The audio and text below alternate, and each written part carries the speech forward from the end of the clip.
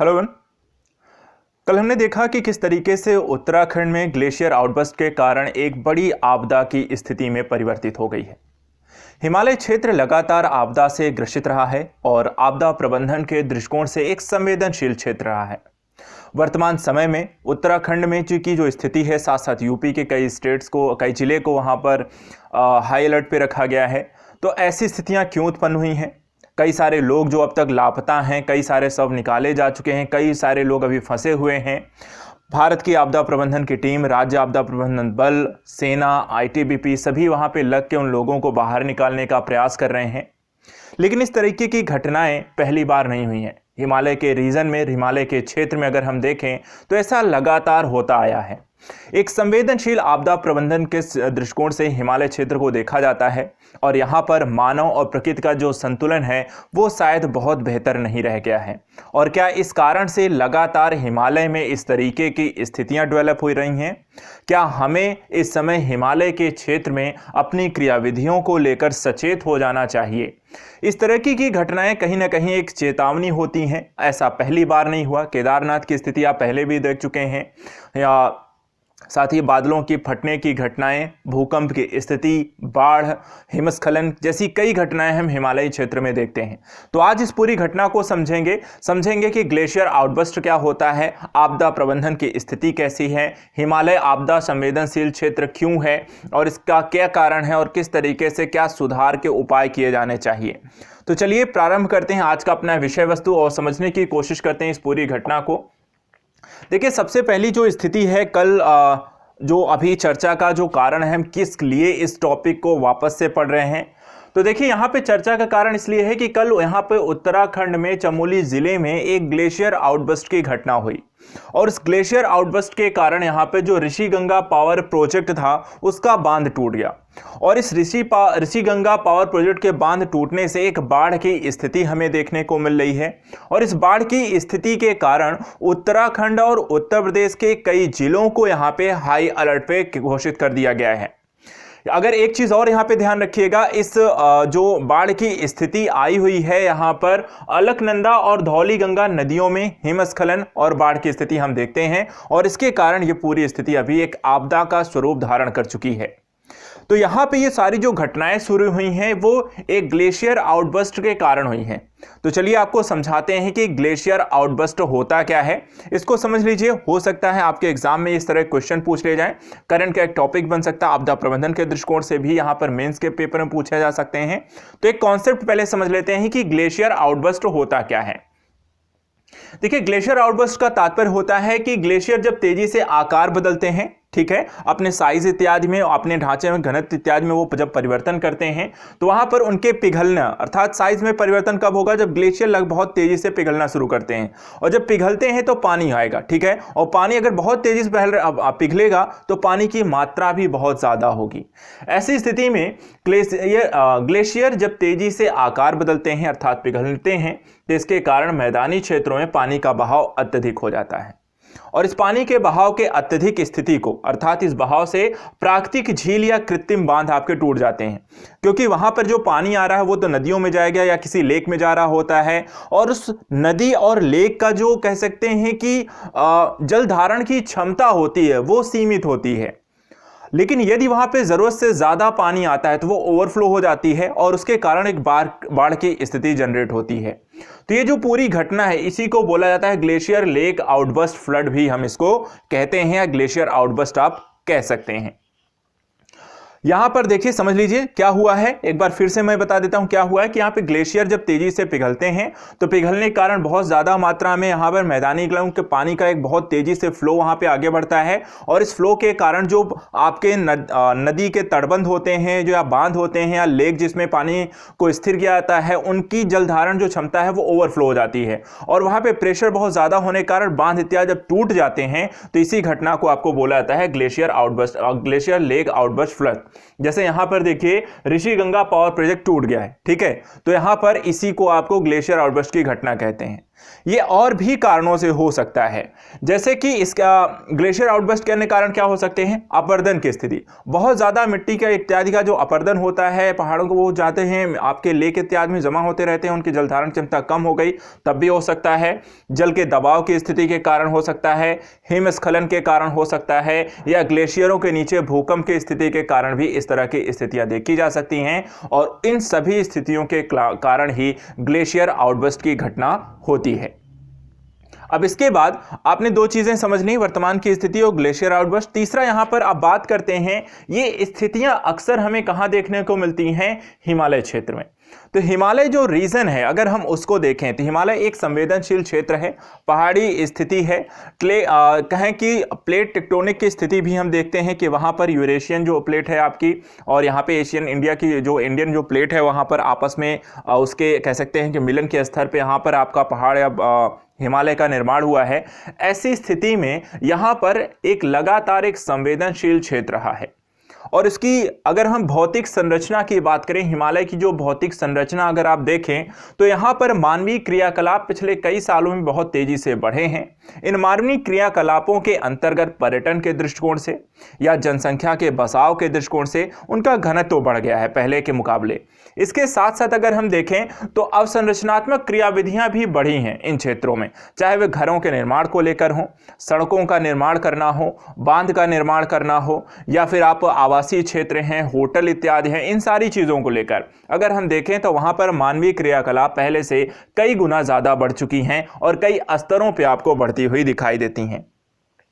और इन स्थितियों के कारण क्या हुआ, तो एक उस हिमालय की जो भौतिक संरचना है उसमें एक असंतुलन की स्थिति आ रही है, और उस असंतुलन के कारण कई तरीके की घटनाएं हिमालय में लगातार हमें देखने को मिलती हैं, जैसे कि आपको बाढ़ की स्थिति है, भूकंप है, हिमस्खलन है, या आउटबर्स्ट की घटनाएं हैं, भूस्खलन है, ये सारी जो चीज़ें हैं ये आप लगातार हिमालय के क्षेत्रों में देखते रहते हैं। आप उत्तराखंड में ऐसा पहली बार भी नहीं हुआ है। केदारनाथ की स्थिति अभी कुछ साल पहले की घटना है, वहाँ पर एक आपको स्थिति आपको डेवलप होती हुई दिखाई देती है। बाढ़ की स्थितियाँ अक्सर हमें वहाँ पे दिखाई देती हैं, भूस्खलन की स्थितियाँ आपको सुनाई देती हैं, भूकंप के जोन आपको लगातार कुछ टाइम के बाद दिखाई देता है कि भूकंप आया था, बहुत मिनिमम प्रेशर, लेकिन ये चीज़ें लगातार हो रही हैं। इसलिए हिमालय के क्षेत्र में किसी प्रकार की नई गतिविधियों के निर्माण के संदर्भ में हमें ज़्यादा सावधान रहना होगा, अन्यथा की स्थिति में यह और भी समस्याप्रद हो सकता है। अब अगर वर्तमान समय के घटनाओं पर हम प्रकाश डालें, उत्तराखंड की स्थिति को अगर हम देखें तो वर्तमान समय में अगर हम देखें तो यहाँ पर इस ग्लेशियर आउटबर्स्ट के कारण अभी तक 1800 प्राप्त किए जा चुके हैं और 202 लोग अभी भी लापता हैं।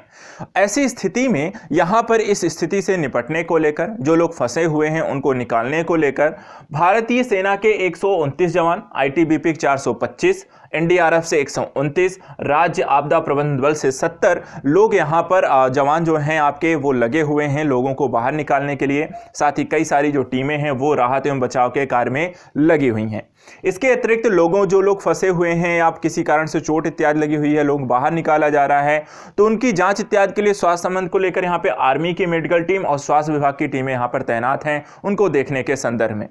लोगों को बाहर निकाला जा रहा है। राहत एवं बचाव कार्य को तेजी से वहां पर केंद्र और राज्य सरकार और विभिन्न विभागों के द्वारा मिलकर इसे संपादित किया जा रहा है। हेलीकॉप्टर सर्च ऑपरेशन और सुरंग बनाकर जो लोग फंसे हुए हैं उनको बाहर निकाला जा रहा है या उनका पुनर्वास अर्थात उनसे उठाकर किसी दूसरी जगह पर ले जाया जा रहा है। तो इस तरह की स्थितियां आप वर्तमान समय में देख सकते हैं, जो कि आपदा इत्यादि के समय में अक्सर आपको देखने को मिलती हैं। राहत एवं बचाव कार्य में तेजी आपको देखने को मिलती है, जो लोग फंसे हुए हैं उनको निकाला जाता है। ऐसी स्थिति में एक सवाल आता है कि इस तरह की जो घटनाएं लगातार हो रही हैं, इससे हम कैसे निपट सकते हैं, हमें क्या सावधानियां बरतनी चाहिए, क्या उपाय हैं, क्या किया जा सकता है जिससे इस तरह की घटनाओं में कमी लाई जा सके और जान माल की हानि को भी हम वहां पर पहले के मुकाबले कम कर सकें।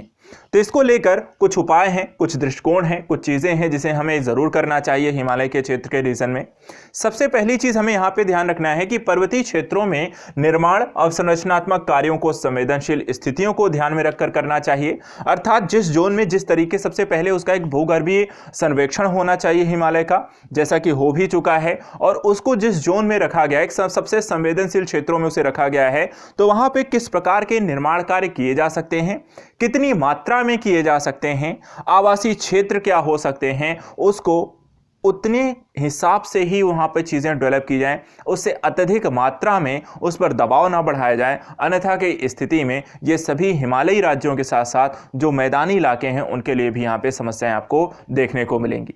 इसके अलावा हम क्या कर सकते हैं, रोकथाम के उपायों के द्वारा क्षेत्र की आपदा का न्यूनीकरण किया जा सकता है। रोकथाम के उपाय कि किस तरीके से क्या करना है और क्या नहीं करना चाहिए, इसके बारे में लोगों को भी, सरकार को भी राज्य स्तर पे और केंद्र स्तर पे अगर एक बेहतर कह सकते हैं कि नियमावली विकसित की जाए, एक बेहतर सूचना संचार तंत्र विकसित किया जाए, एक साथ ही एक कह सकते हैं कि मानक वहां पे विकसित किए जाएं और उन्हें अप्लाई किया जाए, तो ऐसी स्थितियों से हम बच सकते हैं या फिर इनमें कमी लाई जा सकती है। तीसरा कार्य किया जा सकता है, आपदा पूर्व की तैयारी व क्षेत्रीय लोगों को यहां पे प्रशिक्षण दिया जाए। क्योंकि आपदा अगर मान लीजिए हम कितना भी न्यूनीकरण के संदर्भ में करते हैं, जलवायु परिवर्तन इत्यादि की स्थितियां भी आपको देखने को मिलती हैं, ग्लोबल वार्मिंग का इफेक्ट भी देखने को मिलता है, उसका भी एक कारण है कि ग्लेशियर पिघल रहे हैं तेजी से। ऐसी स्थिति में उन क्षेत्रों में रहने वाले लोगों को अचानक से आई हुई आपदा के संदर्भ में क्या राहत एवं बचाव कार्य करना चाहिए, कैसे अपने आप को बचाना है, लोगों को सुरक्षित करना चाहिए, वहां पर इसके बारे में लोगों को प्रशिक्षित किया जा सकता है। चौथा काम किया जा सकता है, आपदा के पश्चात की स्थितियों में राहत एवं पुनर्वास की व्यवस्था करना, खाद्य सुरक्षा, खाद्यान्न, मेडिकल इत्यादि की दवाइयां, इन सारी चीजों की व्यवस्था करना जो लोग प्रभावित हुए हैं उस क्षेत्र में। इसके बाद मानक प्रचालन विधियों का भी प्रयोग किया जाए, किस तरीके से इन क्षेत्रों में ऑपरेशनल गतिविधियां की जाएंगी और क्या नहीं किया जाएगा, इसको लेकर मानक प्रविधियां विकसित की जाएं। अन्वेक्षण, लेखा परीक्षा और मूल्यांकन, जो भी कार्य इन क्षेत्रों में किए जा रहे हैं उसका क्या इफेक्ट पड़ रहा है, कितना परिवर्तन उसके कारण क्षेत्रों में आ रहा है, भूगर्भीय स्थिति में क्या परिवर्तन आ रहा है, इसके बारे में लगातार ये क्रियाविधियां की जानी चाहिए। साथ ही वहां पर जनसांख्यिकी नियंत्रण को लेकर भी वहां पे कार्य किया जाना चाहिए, उसके जमाव और बसाव को लेकर स्थिति को भी क्लियर करना चाहिए। प्रशासन के लिए क्षमताओं का विकास और सुदृढ़ीकरण करना चाहिए। जो इस क्षेत्र की प्रशासनिक गतिविधियां पर्वतीय इलाकों को लेकर, वहां पर उन्हें उन क्षेत्रों में रहने के संदर्भ में अलग से ट्रेन किया जाना चाहिए और उस क्षेत्र विशेष की स्थितियों के अनुसार उनको प्रशिक्षण, आपदा प्रबंधन के दृष्टिकोण में जानकारी, भूगर्भीय स्थिति के बारे में जानकारी, वर्तमान समय की जो आधुनिकतम तकनीकें हैं उनके प्रयोग इत्यादि को लेकर वहां पर उन प्रशासन को ज्यादा बेहतर तरीके से यहां पे ट्रेन करने की जरूरत है। साथ ही शीघ्र चेतावनी प्रणाली व आधुनिक तकनीकों का प्रयोग किया जाए। जो भी आसपास कार्य हो भी रहे हैं, यदि उनमें किसी प्रकार की समस्या हो तो वहां पर इस तरीके की तकनीकों का प्रयोग किया जाए कि लोगों को तुरंत इसके बारे में सूचना मिले कि यहाँ पे समस्या, इस तरह की समस्या हो चुकी है, या सायरन इत्यादि है, या तकनीकी है, या सूचना है, मैसेजेस हैं, कुछ भी अगर किसी प्रकार के निर्माण कार्य चल रहा है और वहाँ पे कोई गतिविधि में डिस्टर्बेंस होती है, या बाढ़ की स्थिति डेवलप हो रही है, या हिमस्खलन आ रहा है, तो लोगों को तुरंत किस तरीके से इसके बारे में जागरूक किया जा सकता है, हमें उस पर भी काम करना चाहिए। क्योंकि जितनी तेजी से लोग इसके बारे में समझेंगे, आपदा के दृष्टिकोण की जानकारी उन्हें मिलेंगी, उतना ही ज्यादा कह सकते हैं कैजुअलिटीज को हम उतना कम कर सकते हैं, जान माल की हानि को भी हम वहां पर कम कर सकते हैं। तो आज के लिए फिर यहां पर इतना ही। यहां पर आज हमने देखा आपदा प्रबंधन के दृष्टिकोण से ग्लेशियर आउटबर्स्ट के कॉन्सेप्ट को समझा और साथ साथ हिमालयन आपदा प्रबंधन की स्थिति, हिमालय आपदा का क्षेत्र क्यों है और राहत एवं बचाव कार्य के संदर्भ सभी दृष्टिकोण को हमने पढ़ा। इस तरीके के क्वेश्चन आपको प्री और मेंस दोनों हिसाब से आ सकते हैं, इसलिए मैंने इसे दोनों तरीके से पढ़ा दिया है। कॉन्सेप्ट लेकर प्री में आ सकता है और एक पूरा क्वेश्चन राहत बचाव इत्यादि कार्य को लेकर, उपायों को लेकर मेंस में भी यदि आपको क्वेश्चन पूछा जाए तो उसको भी हमने यहाँ पे डिस्कस कर लिया है। तो आज के लिए इतना ही। नेक्स्ट वीडियोज में किसी अन्य चीज़ों को लेकर डिस्कस करते हुए मिलेंगे। Thank you so much, good luck.